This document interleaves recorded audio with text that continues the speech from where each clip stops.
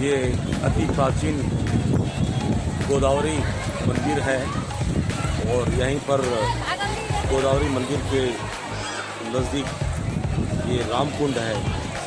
रामकुंड जहाँ राम जी के पिता का यहाँ पर अस्थि विसर्जन किया गया था। ये रामकुंड का बहुत महत्व है। ये गोदावरी नदी सतयुग के काल से है और त्रेता युग में यहाँ पर राम जी के पिता का यहाँ अस्थियों का विसर्जन किया गया। इसी के नज़दीक में गोदावरी मंदिर है। साथ ही बहुत मनोहर दृश्य है। यहाँ पर बहुत सभी श्रद्धालु आते हैं और अपने अपने पूर्वजों का यहाँ पर अस्थि विसर्जन करते हैं। साथ ही यहाँ मुंडन वगैरह केश दान करते हैं और उनको कहा जाता है कि मोक्ष की प्राप्ति होती है, ऐसा ग्रंथों में लिखा है। रामकुंड का महत्व अति प्राचीन है। यहाँ पर आप देखेंगे कि दत्त मंदिर भी है। ये दत्त मंदिर और ये गोदावरी मंदिर, ये गोदावरी नदी, ये रामकुंड, काफ़ी श्रद्धालु यहाँ पर आकर अपने पूर्वजों का मोक्ष हेतु यहाँ पर पूजन करते हैं और मुंडन भी करवाते हैं। ऐसा कहा जाता है कि यहाँ पर स्नान करने से और दर्शन करने से उनके हमेशा हमेशा के पाप नष्ट हो जाते हैं और उन्हें यहाँ मोक्ष मिल जाता है। काफ़ी श्रद्धालु यहाँ से दर्शन करके जाते हुए काफ़ी ज्वेलरी की दुकानें वगैरह जो अपने अपने हिसाब से अपने पसंद से ज्वेलरी खरीदते हैं और काफ़ी खुश होते हैं ज्वेलरी खरीद कर। पुराने यहाँ सिक्के वगैरह सब यहाँ प्राप्त होते हैं। पुराने सिक्के देख रहे हैं आप, काफ़ी समय पुराने सिक्के, विविध प्रकार की सिक्के यहाँ पर मिलेंगे। ये प्राचीन समय से व्यवहार में थी। कौड़ी भी यहाँ पर है और ये जड़ी बूटी का भंडार सारा गोदावरी नदी के किनारे पर रामकुंड में मिलेगा। ऐसे ही यहाँ पर शिव जी का मंदिर यहाँ नज़दीक में है जो आप देख रहे हैं।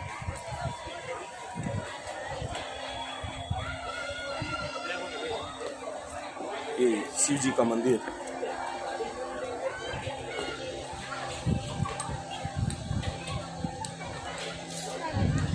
ये गोदावरी नदी रामकुंड, राजा दशरथ की अस्थियां यहाँ पर विसर्जन रामचंद्र जी के द्वारा की गई है। सिद्ध हनुमान जी यहाँ पर उनकी भी मूर्ति स्थापित है ये गोदावरी घाट में। बहुत अच्छा वातावरण यहाँ का, नदी का सौम्य दृश्य। और ये गोदावरी नदी ब्रह्मकेश्वर से निकलती है और तपोवन होते हुए ये यहाँ पंचवटी में आती हैं, रामकुंड होते हुए। अभी आपको यहाँ हम शिव जी का मंदिर दिखाएंगे। इसके पश्चात पंचवटी में कालाराम मंदिर और सीता गुफा, ये सभी कुछ आपको दिखाएंगे। अभी यहाँ वैदिक उच्चारण यहाँ पर बहुत बड़ी बड़ी लोगों के द्वारा, बहुत विद्वानों के द्वारा यहाँ पर जो है बच्चों को पढ़ाया जाता है वैदिक पूजा पाठ के विषय में। ये गोदावरी नदी के घाट पर नारेश्वर मंदिर है, शिव जी का मंदिर, ये भी काफ़ी पुराना है। शिव जी का मंदिर है।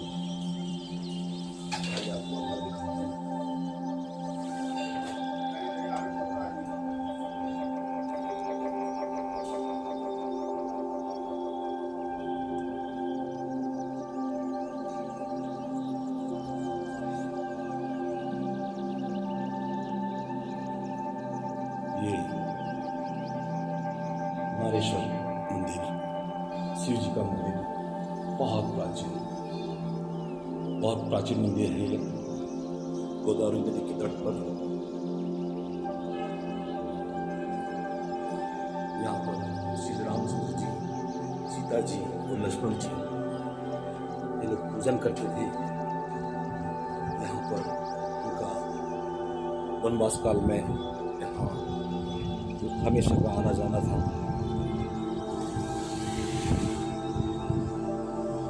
यहाँ जो मंदिर है काफी प्राचीन है और यहाँ पर महाराष्ट्र शासन के द्वारा बोर्ड लगाया गया है कि मंदिर के आइट साइड में ना बैठे, कभी भी ऊपर से पत्थर गिर सकते हैं और पत्थर गिरे तो कोई दुर्घटना हो सकती है।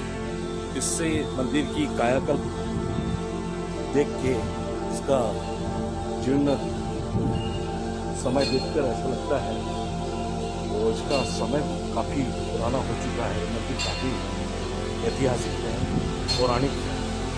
तो मंदिर की सारी दीवारें काले पत्थर के द्वारा बनाई गई है और यहाँ मंदिर के चारों तरफ बहुत ही अच्छे सुंदर पेड़ पौधे लगे हैं, जो बहुत अच्छा यहाँ पर दर्शन होता है पेड़ पौधों का, साथ में ठंडी छाया रहती है। ये काफ़ी पुराना मंदिर है। ये कालाराम मंदिर संस्थान पूर्व महाद्वार, ये कालाराम जी का मंदिर है। यहाँ कालाराम जी की मूर्ति स्थापित है। ये बहुत प्राचीन राम मंदिर है।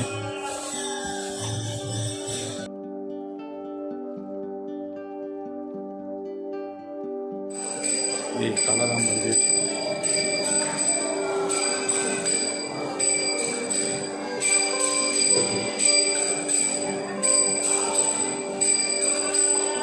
राम जी, सीता जी, लक्ष्मण जी की मूर्तियाँ स्थापित है। कालाराम मंदिर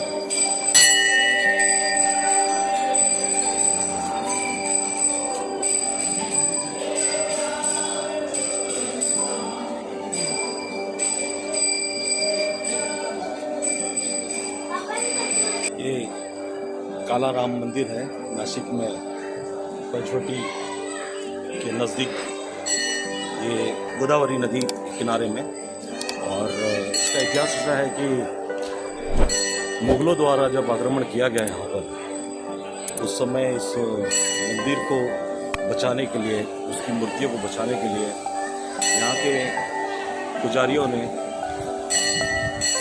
मूर्ति खंडित ना हो तो उसे गोदावरी नदी में विसर्जित कर दिया।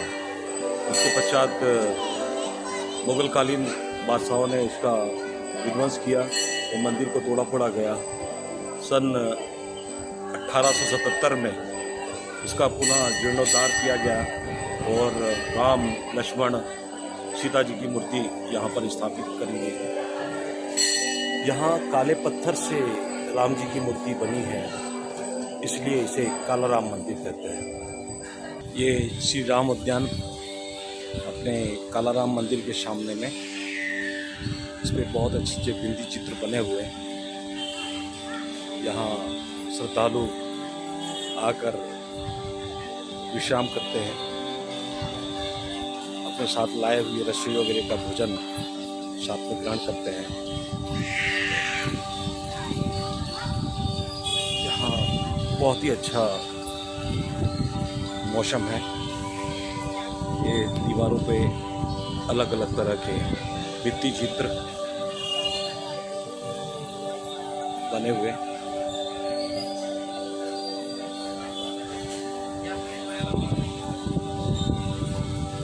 और साथ में विवेकानंद जी की मूर्ति स्थापित की गई है। यहाँ ये राम उद्यान बहुत ही सुंदर और सुहावना है।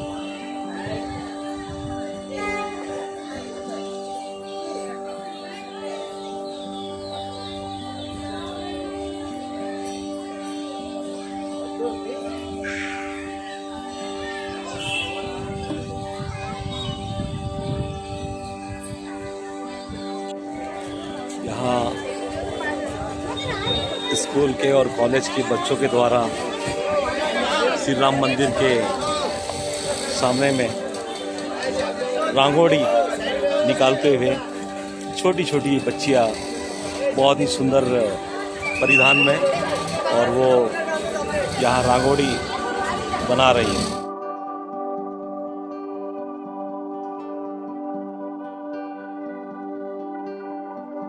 कालाराम मंदिर के द्वार पर ऐसी रंगोलियाँ बच्चों के द्वारा बनाते हुए बहुत ही कम दिखती हैं।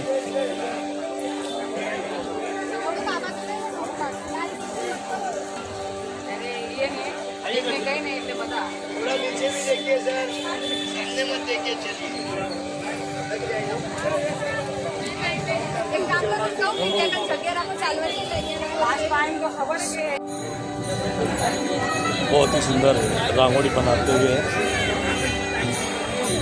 ये बच्चों के द्वारा उनका प्रयास जारी है।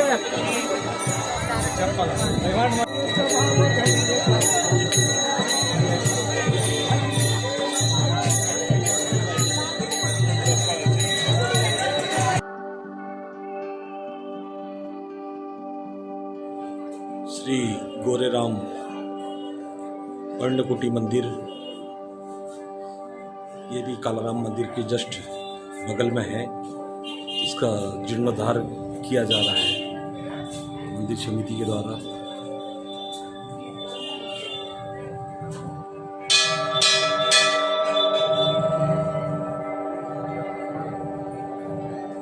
ये पंचवटी है, यहाँ सीता जी की गुफा है। पंचवटी का मतलब ऐसा होता है कि 5 यहाँ बरगद के वृक्ष है, वट वृक्ष जो आप देख रहे हैं, 1 2 3 3 ये 4 और ये 5, ये 5 वट वृक्षों को पंचवटी कहा जाता है। ये त्रेतायुग से ये 5 वृक्ष यहाँ पर है। इसी सीता गुफा के पास से सीता जी का रावण के द्वारा हरण किया गया था। बाकी सीता जी की यहाँ पर छाया प्रति थी। ओरिजिनल जो सीता जी थी वो तपोवन में ही अग्नि में समा गई थी। अभी आपको लेकर चलेंगे तपोवन और दिखाएंगे वहाँ का दृश्य। अब हम जा रहे हैं पंचवटी से तपोवन की ओर। तपोवन पंचवटी से तकरीबन 4 किलोमीटर। ये तपोवन है, यहाँ लक्ष्मण जी ने शूर्पणखा की नाक कटी थी और नदी के उस पार फेंक दिया गया। उस समय फिर शूर्पणखा अपनी कटी नाक लेकर वो उनके भाई हर और दूषण जिनका राज्य था यहाँ, उनके पास गए और बताया कि भैया मेरी लक्ष्मण ने इस प्रकार से नाक काट दी है। तो हर और दूषण उनको काफ़ी गुस्सा आया और वे आकर जो है राम जी से और लक्ष्मण जी से युद्ध करने लगे। राम जी ने और लक्ष्मण जी ने खर और दूषण दोनों का वध कर दिया और साथ ही 14,000 जो सेना थी खर और दूषण की, उन्हें एक ही बाण से खत्म कर दिया उनकी सेना को। ये बात जब शूर्पणखा ने अपने भाई रावण को बताई तो रावण क्रोधित हो गए और उन्होंने शूर्पणखा को आश्वासन दिया कि वो इसका बदला लेंगे। और राम जी और लक्ष्मण जी को इस चीज़ का आभास हुआ कि इसका रावण जरूर बदला लेंगे। तो उन्होंने सीता जी को, यहाँ अभी अग्निकुंड है वो आपको दिखाते हैं। इस जगह पर लक्ष्मण जी ने 12 वर्ष कंदमूल खाकर तपस्या करी, तब उन्हें रावण के पुत्र इंद्रजीत को मारने की शक्ति प्रदान हुई। अन्यथा इंद्रजीत को कोई मार नहीं सकता था, उन्होंने तो इंद्र पे भी विजय प्राप्त कर ली थी। यहीं पर लक्ष्मण जी का शेषनाग का अवतार है। ये मंदिर जो है शेषनाग का मंदिर, ये शेषनाग का मंदिर लक्ष्मण जी का शेषनाग का अवतार। उन्हें पूर्व में ही मालूम था कि हमने जन्म लिया है तो हमें इस धरती पर क्या करना है, इसलिए उन्होंने 12 वर्ष तपस्या करी और इंद्रजीत को मारने के लिए उन्होंने वरदान प्राप्त किया। ये सुंदर सुंदर भित्ति चित्र यहाँ पर बने हुए हैं। ये सर्वधर्म मंदिर आर रिलीजियस टेम्पल्स, यहाँ पर सभी धर्म के, सभी रिलीजन के मंदिर हैं। सामने बजरंगबली की मंदिर, रावण जी, सीता जी, उनके भी छाया चित्र, राम जी का लक्ष्मण जी के द्वारा सुपर्णखा जी की नाक कटने का दृश्य,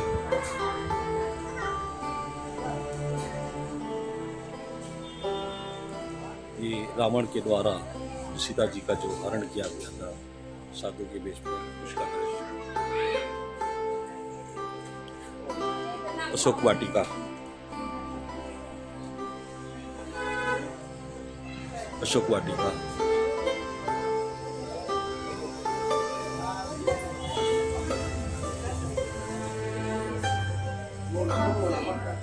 ये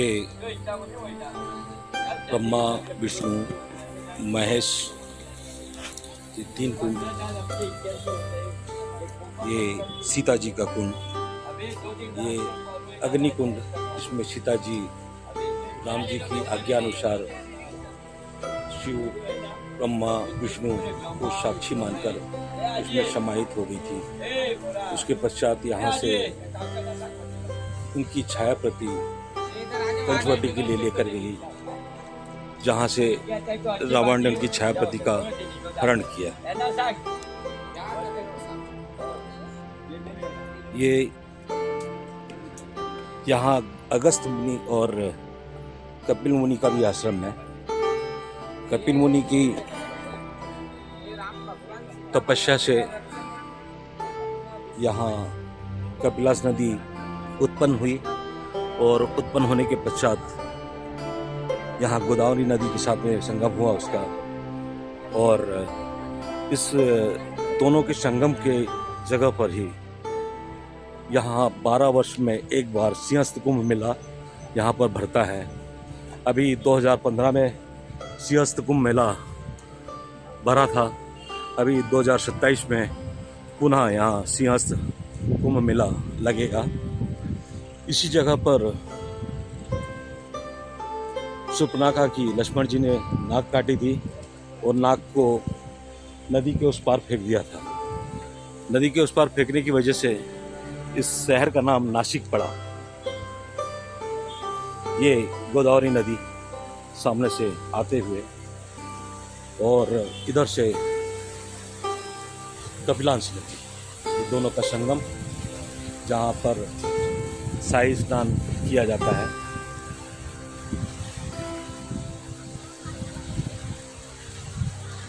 ये गोदावरी नदी और कपिलांश नदी का संगम, यहाँ 12 वर्षों में एक बार सिंहस्थ कुंभ मेला भरता है। शाही स्नान यहाँ पर किया जाता है।